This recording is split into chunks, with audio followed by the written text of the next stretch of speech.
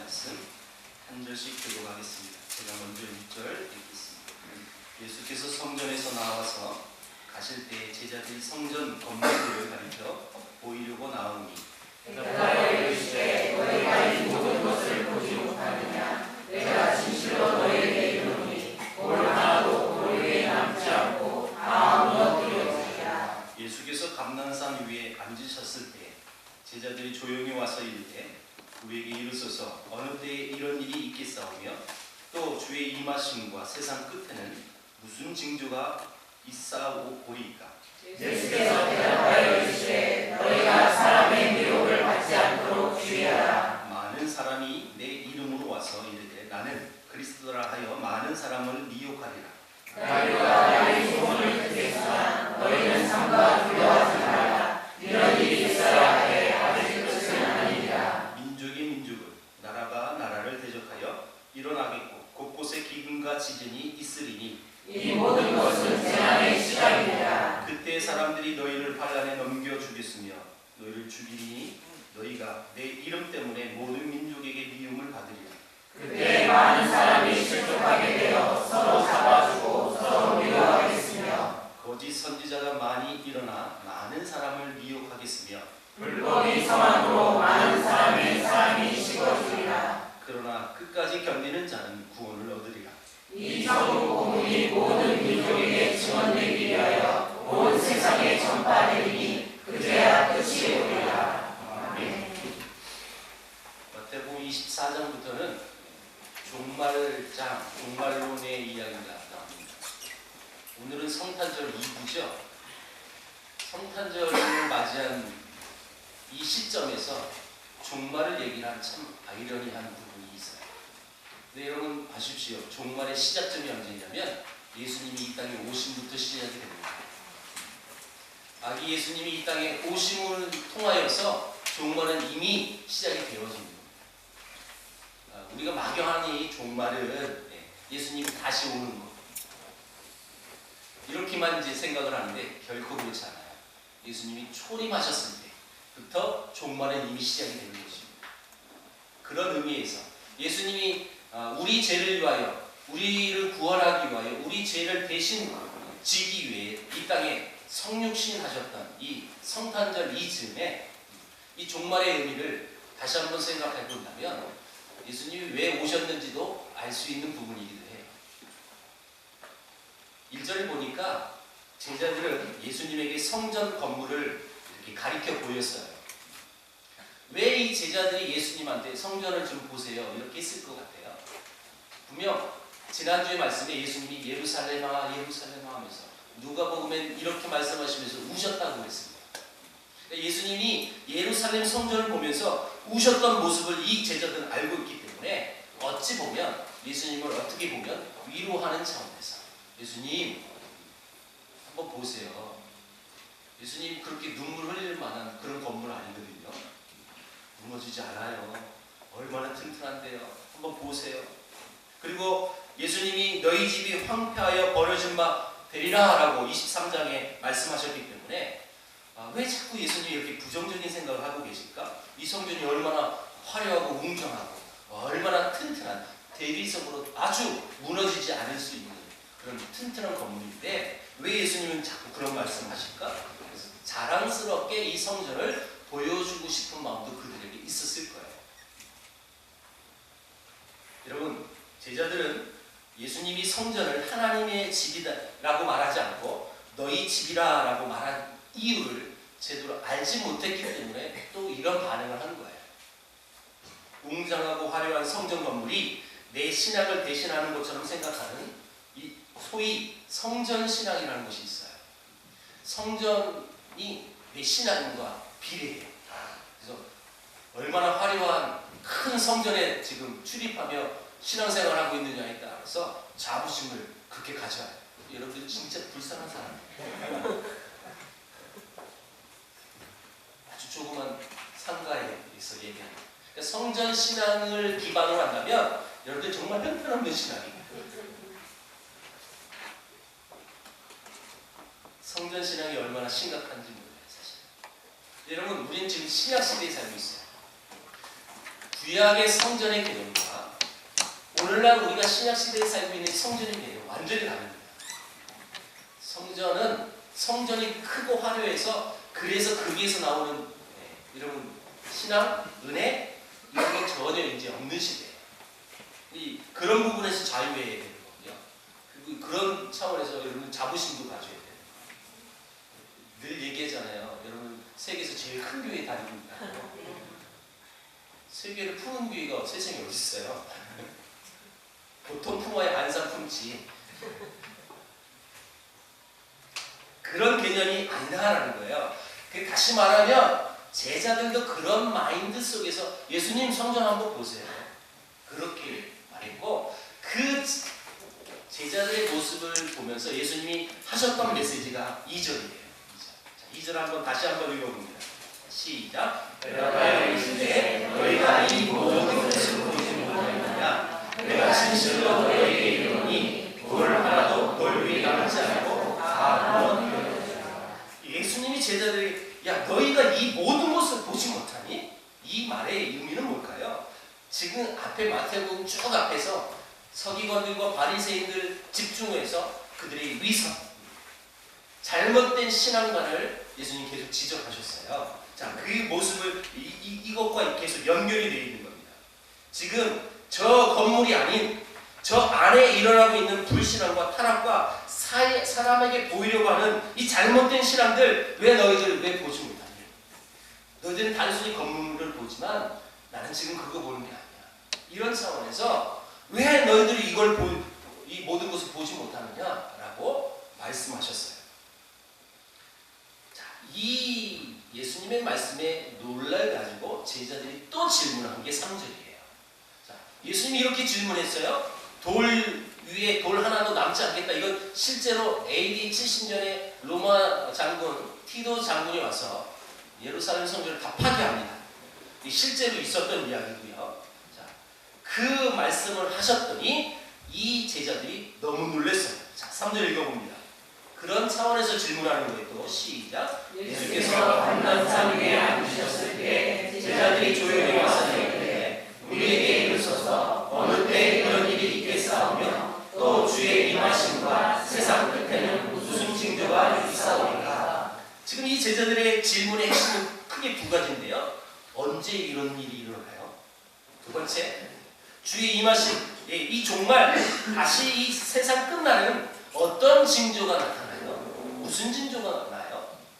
여러분 두 가지 질문이지만 핵심은 같은 거예요. 사실 언제예요? 언제 예수님이 오실 것 같아요? 여러분 예수님이 오신다는 이 땅에 있는 모든 사람을 알 수 없어요. 그날을 아는 것들은 다 이단이에요. 그날을 알 수가 없어요. 그러나 징조로 말씀하셨어요. 자, 여러분 핵심은 뭐냐? 언제 일어납니까? 자, 어느 때에 이런 일이 있습니까? 라는 이 질문에 대한 대답이 오늘 본문입니다. 그러면서 예수님이 4절부터 14절 동안 7가지의 징조를 말씀하셨어요.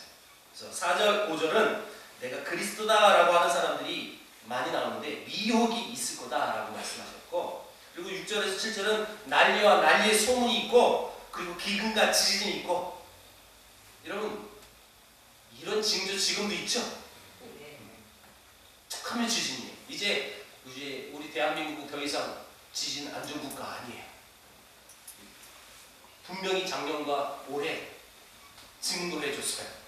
경주와 포항에 지진이 일어나가지고 많은 어려움을 당하고, 지금도 복구하는데 지원금이 없으니까 철거하는 비용도 안 나옵니다. 그래서 못 고치고 있고, 또 큰 지진이 일어나면 이제 그런 건물은 또 완전히 무너질 수밖에 없는 거예요. 그러니까 공포에 떨려. 그뿐 아니에요. 9절에서 10절은 사람들이 성도를 미워하고 핍박한대요. 그리고 11절에는 거짓 선지자들이 등장하고, 12절에는 불법이 성이고 사랑이 식어요. 여러분 현재 이런 일들 우리 삶 속에서 우리 주위에 많이 일어나요.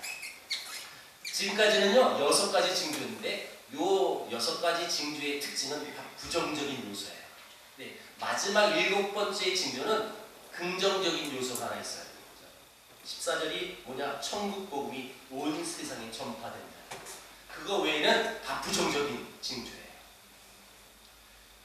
여러분, 이 천국 복음이 온 세상에 전파되어질 때 말세는 오는 거예요. 그래서 이 말씀을 가지고 저는 메시지도 참 많이 전했는데, 우리 이 교회로 이전하기 전에 이동에 있을 때는요, 우리 교회 우편에 이 마태복음 24장 14절 말씀이 기록이 되어 있고, 그럼 유심히 보신 분들은 우리 주보에도 기록이 되어 있어요. 주보를 보고 살고 있는지 모르겠으나, 여러분, 우리 주보 메인 화면에 24장 14절 기록한 이유가 있어요, 여러분. 그냥 해놓은 거 아니에요. 그냥 그래, 여기 빈 공간 있네. 여기다가 이렇게 200 여기 여백이 너무 많으면 안 좋으니까 이렇게 채워놓은 거 아니에요. 분명 여러분, 목사가 분명히 이 성경 구절에 의미를 부여하고 이 말씀을 기록했을 겁니다. 그렇죠?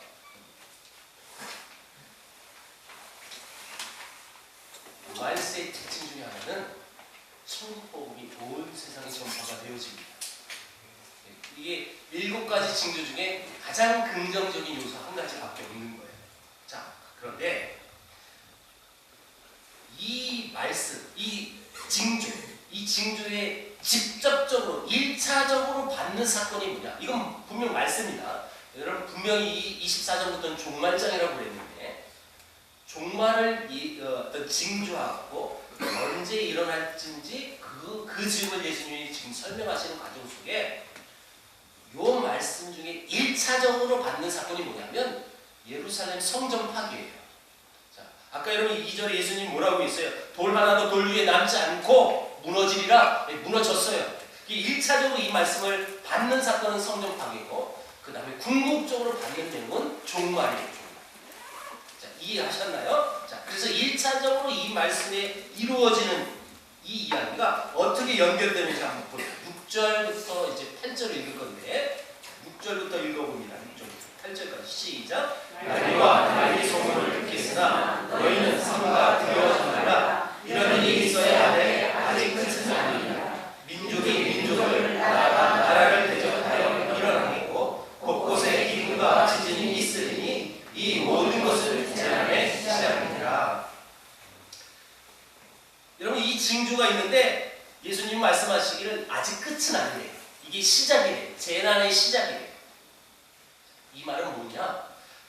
예루살렘 성전 파괴하는 그 사건이 이 재난의 시점이다라고 말하는 거예요. 말세의 본격적인 시작점이다라고 볼 수 있는 사건이 바로 이 부분이에요. 여러분 보세요. 사람들이 이 말세의 재난 중에 특별히 요즘에 가장 많이 대두되는 용어가 있다면 이 말세의 징조, 이상기온이라고 말해요. 이상기온. 그래서 이런 TV 많이 봤을 거예요. 북극이 녹고 있다. 그래서 이제 일본은 몇십 년 지나면 다 물에 잠길 거다. 그래서 속으로 통쾌하고. 말세의 가장 현실적으로 우리 지구 땅에서 지금 살고 있는 사람들이 느끼는 가장 큰 현상은 분명히 이상기온이에요. 온난화됐다. 지구 지금 기온이 올라가고 있다. 여러분 이 말은 뭐 부연 설명하지 않아도 이제 여러분 다 알 수 있는 내용이 되었어요.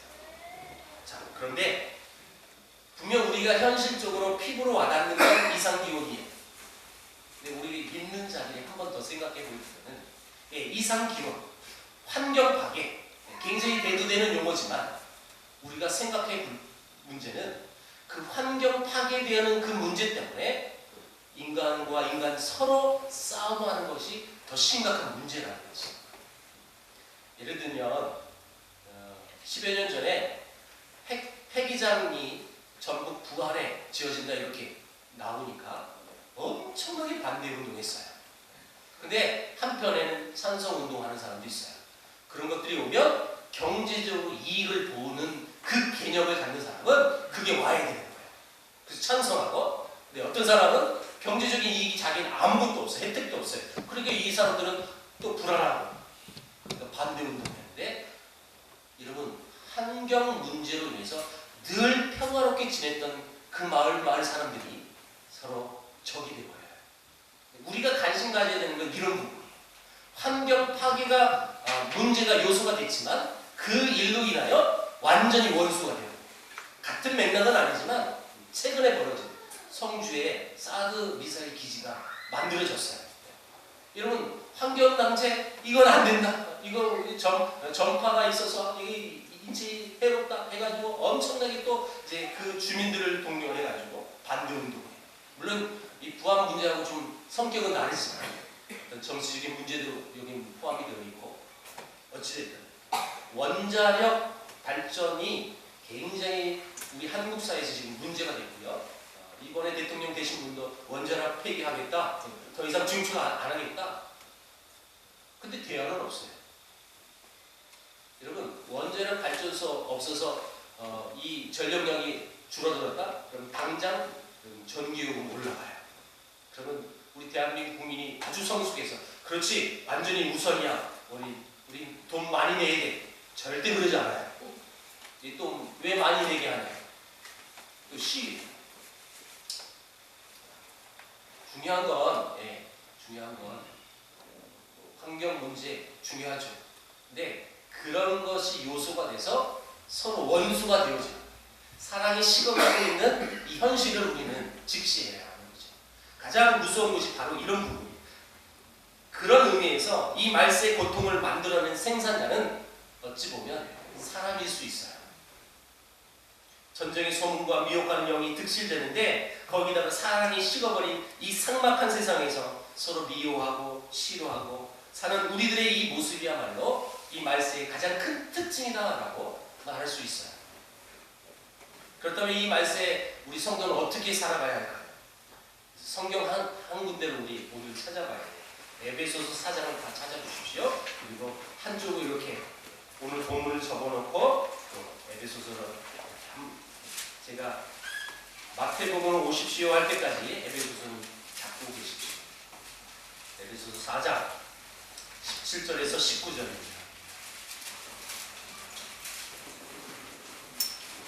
이 말세에 우리 성도가 어떻게 살아가야 하는지를 이 에베소서 말씀을 통해서 한번 보겠습니다. 17절부터 19절까지 읽어봅니다. 시작. 그러므로 내가 이것을 말하며 주 안에서 소망하니 이제부터 너희는 이방인이 그 마음에 허망한 것으로 변명같이 하지 말라.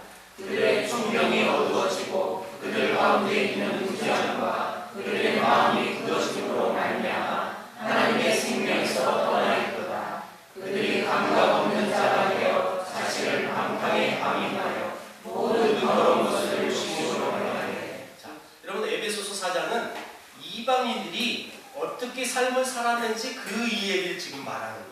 하나님의 생명이 떠나 있었다. 근데 그들이 감각 없는 자가 돼서 자기들의 이 자신을 방탕에 방임하고 더러운 것에 욕심을 부리며 그렇게 살아갔다.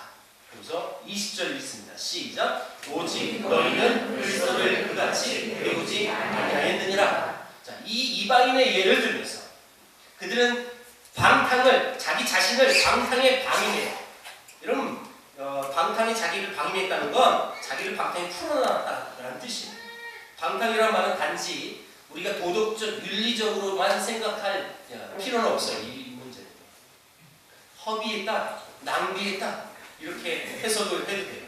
다시 말하면 하나님 없이 사는 인생은 성경에서는 감각이 없는 자고 허망하고 낭비된 인생을 사는 자다라고 말하는 것입니다. 목표도 없고 기준도 없고 그저 자기 욕심만 부리는 것.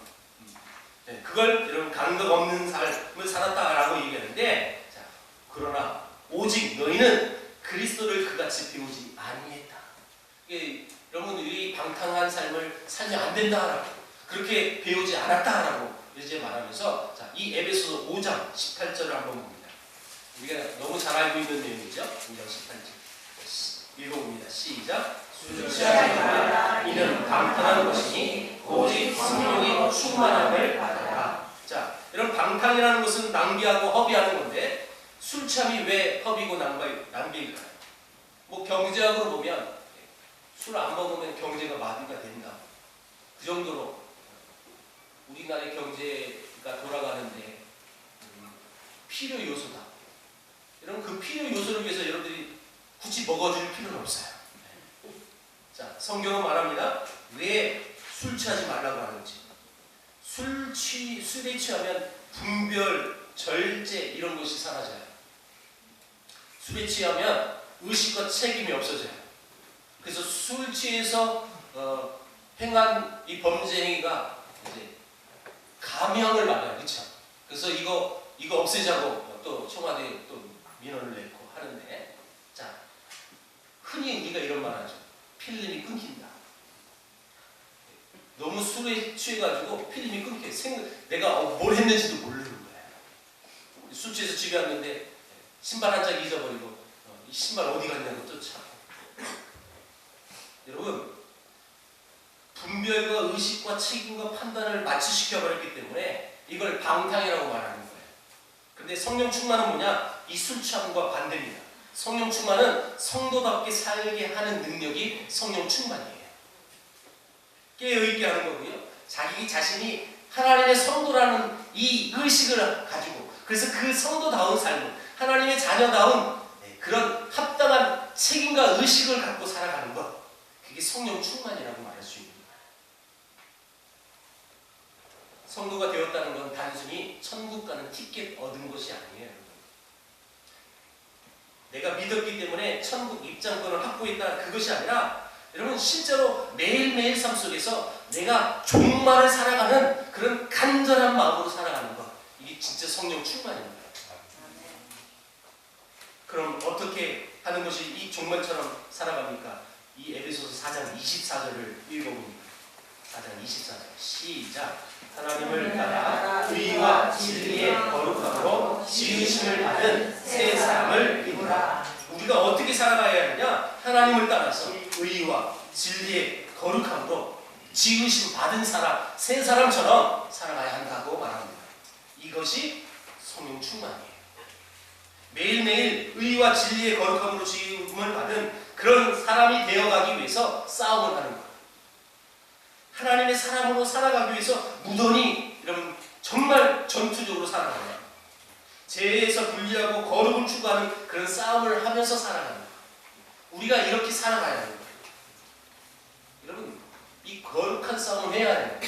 그러니까 이를테면 내 욕심을 채우기 위한 싸움은 절대 하지 마시고 해서는 안 되고, 여러분 안에 있는 거룩의 소원이 있고 사랑의 소원이 있어야 하는 것입니다. 그리고 이 싸움에서 가장 중요한 것이 뭐냐? 오늘 마태복음으로 다시 돌아오면 끝까지 견디는 거예요. 우리 다시 우리 본문으로 와보십시오. 마태복음 24장 13절을 읽어봅니다. 24장 13절 시작. 그러나 끝까지 견디는 자는 구원을 얻으리라. 끝까지 견디는 자는 구원을 얻어요. 자, 여러분 무엇을 견뎌야 될까요? 이 본문으로 들어와서 핵심을 찾아본다면 난리와 기근과 재난과 다시 말하면 이 고난의 때를 견뎌야 한다라고 말하고 있습니다. 복음을 진실로 믿고 구원받은 사람들은 이 고난의 때를 믿음으로 인내해야 하는 것입니다. 종말론에서 핵심은 장차 무슨 일이 있을까? 어느 때 이런 일이 벌어질까? 이게 관심 두는 게 아니에요. 그게 핵심이 아니에요. 이 말세에 이 고난의 때이기에 사랑이 식어가고 사람들이 미워하고 지체들을 고통스럽게 만드는 사람들이 이런 생기는 그 가정 속에 우리에게 요구하시는 삶이 뭐냐면 끝까지 견디는 거예요. 그런데 그것을 끝까지 견디는 성도가 진정한 성도라고 말하는 거죠. 끝까지 견디는 자가 구원을 얻는다라고 말씀했으니까. 여러분, 지난주에 23장에 예수님이 이런 말씀하셨어요. 암탉이 새끼를 품듯이. 여러분, 나를 품으시는 예수님이 계시다는 사실을 믿으면 이게 견뎌지는 거예요. 그런데 내 안에 있는 예수님, 나를 암탉이 새끼를 품는 그 사람으로 나를 품으시는 그 예수님을 보지 못하는 사람은 이걸 견딜 수가 없어요. 왜요? 현실이 보이잖아요. 내 어려움이 직시가 되어 있어요. 예수님이 함께 하심이 그것이 내 모든 시선의 포커스가 거기에 두지 않으면 견뎌낼 수가 없어요, 사실. 인간은 아주 불완전한 요소를 갖고 있는 사람이에요. 우리 의지로도 이건 불가능한 이야기예요. 나를 항상 도우시는 하나님, 그 하나님이 나와 함께 계십니다. 중요한 것은 아무리 여러분 현실이 고통스럽다 할지라도 우리는 끝까지 견뎌하는 의무가 있는 것입니다. 어렵죠? 이런 말이 은혜로 안 다가와요. 힘들 땐 좀 놔도 되고 포기도 해야 되고 그러다가 또 상처받은 거 치유되고 그래서 그렇게 살아가는 게 뭐 사람 사는 거죠 뭐 하면서 그냥 넘어가고 싶은 마음도 있어요 사실. 근데 분명 성경은 말합니다. 이 재난의 시작점, 이 말세가 시작된 이 상황 속에 우리가 가져야 할 이 생각이 뭐냐면 끝까지 견뎌야 해요. 자, 또 하나의 본문의 핵심이 뭐냐면 미혹이라는 것입니다. 여러분 4절, 5절, 11절에 미혹이라는 말이 계속 반복이 되는데 12년 전에 우리 교계에 떠들썩한 사건이 하나 있었어요.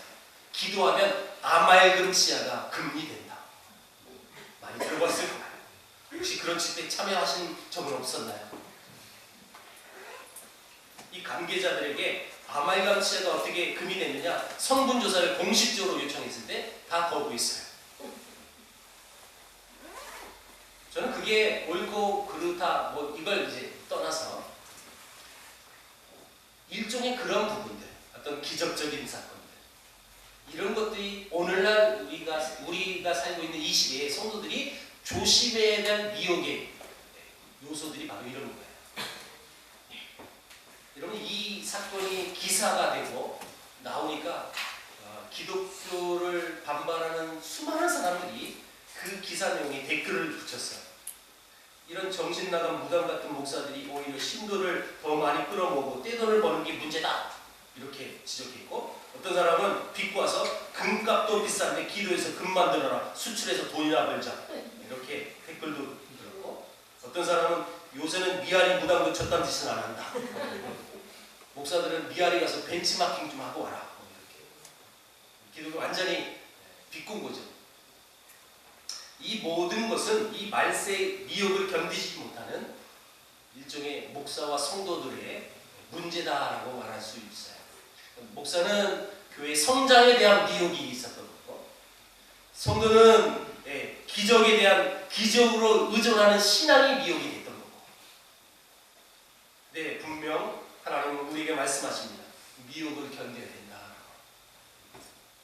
23절에 보니까 어디서 누가 그리스도다라고 이 말세 되면 여기 그리스도야 여기 참 목자야 하면서 이런 사람들이 나타난다는 거예요. 예수님 말씀하시기를 미혹되지 마라고 말씀하셨어요. 그렇다면 아말금이 금리가 되는 그런 미혹적인 요소가 있을지라도 여러분 분명 말씀을 여러분 분명히 이해해야 되고 그 말씀으로 무장이 되어져서 이 말세 지만에 어떻게 살아가야 하는지를 알 수 있는 부분이 바로 근거가 말씀에서 나오는 겁니다. 이 말씀을 제대로 알면 미혹의 영이 찾아와도 다 이걸 분별해낼 수 있어요. 근데 그 훈련이 안 되니까 너무너무 잘 빠져들어요. 신천지에 가는 그 이단에 빠진 사람들 대부분 교인들이에요. 웃기죠? 하나님 말씀을 배우고 그 말씀에 그 진리를 붙들고 살아가는 백성들이 하나님의 말씀에 그 진리, 그 기본 틀이 없다 보니까 헷갈려 버리는 거예요. 혼동이 되는 거예요. 여러분, 진짜 하나님이 우리에게 요구하시는 삶이 뭘까요? 누가복음 4장에 보면 예수님이 공생애를 시작하는 장면이 나오는데 갈릴리로 돌아오시는 장면이 기록되어 있어요. 근데 성령의 능력으로 갈릴리로 오시는데 어떻게 오셨느냐? 걸어오셨어요. 근데 성경은 뭐라고 기록했느냐? 성령의 능력으로 걸어왔대요. 성령의 능력하면 그래도 예수님이 구름, BMW 이런 거 타고 와셔야죠. 아주 짠하고 모든 사람들이 다 현혹할 수 있는 만큼 그런 현상으로 오시면 얼마나 좋겠어요. 근데 성경은 성령의 능력으로 그냥 걸어왔대요. 뭘 얘기하는 걸까요? 성령의 능력이 뭐냐는 거예요. 어떤 기적적인 이야기? 기적적인 이 현상들이 나타나야 그게 진짜 성령의 능력입니다. 물론 하나님이 일하셔서 기적적인 능력과 현실들이 일어날 수 있어요, 여러분. 그걸 저는 완전히 배제하는 사람이 아니에요. 저도 기적을 체험한 사람인데요. 나도 죽었다 살아난 사람이고. 왜 그걸 몰라요? 근데 그것을 왜 내 개인의 삶 속에서 허락했느냐? 나는 그건 비밀을 알아요. 나를 하나님 불러주신 도구로 쓰신 거예요. 근데 그 도구가 도구여야 하는데 그 도구가 목적이 되어버리면 문제가 되어버립니다. 자, 성령의 능력은 바로 하나님께서 말씀하시기를 우리 성령의 능력은 성도를 일상생활에서 성도답게 살아가는 것.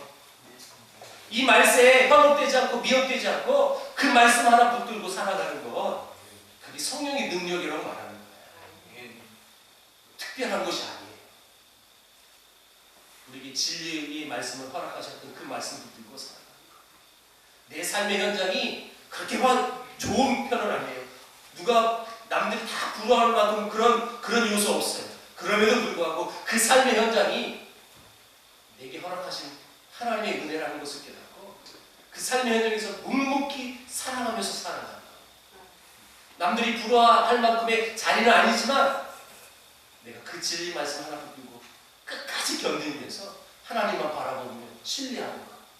이게 성령 충만한 사람이고 성령의 능력에 붙잡혀 삶을 살아가는 사람들의 특징이에요. 바라기는 여러분들이 그런 삶을 살아가길 주님을 축복합니다. 이 말세에 견디는 자가 되어야 합니다. 어떤 미혹이 와도 견뎌낼 수 있는 우리가 살고 있는 이 말세는요 진짜 사랑이 식었어요. 아니 여러분 교회 다니는 여러분들도 마찬가지예요. 늘 사랑하게 해달라고 기도합니다만은 현실적으로 이해가 어려워요. 내 현실에 부딪히면 힘들어져요. 무던히 노력해야죠 사실. 근데 그 모든 것이 이 말세의 시작점이에요 사실. 이게 끝이 아니라는 거예요. 다시 말하면요 이런 일들은 끊이지 않아요 사실은. 계속 이 어려움들이 여러분들 삶에 맴돌 겁니다. 네, 그럼에도 불구하고 우리 주님은 우리에게 이렇게 말씀하세요. 끝까지 견뎌라. 끝까지 견뎌야 됩니다. 그래서 이 말세에 성도들이 가져야 할 책임과 의무가 무엇인지 바로 알아서 무던히 이겨내는 것. 무던히 그 선한 싸움, 거룩한 싸움을 하는 것. 그래서 승리하는 저와 여러분들에게 주의 이름으로 축원드리며 기도하겠습니다. 하나님 감사합니다. 사랑이 씻고 사람이 사람을 미워하고 지지금과 기근이 끊이지 않는